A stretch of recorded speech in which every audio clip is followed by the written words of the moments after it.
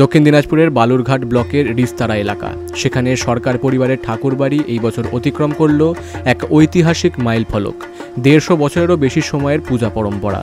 1282 বঙ্গাব্দে পরিবারের জোত্তার রূপকান্ত সরকার এলাকার মঙ্গল ও পরিবারের কল্যাণ কামনার জন্য শুরু করেছিলেন এই দুর্গোৎসব।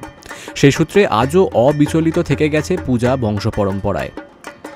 পরিবারের সদস্য ব্রতময় সরকার জানালেন, এই পুজোর পুরোহিত ও ঢাকিরাও বংশ পরম্পরায় একই থাকে।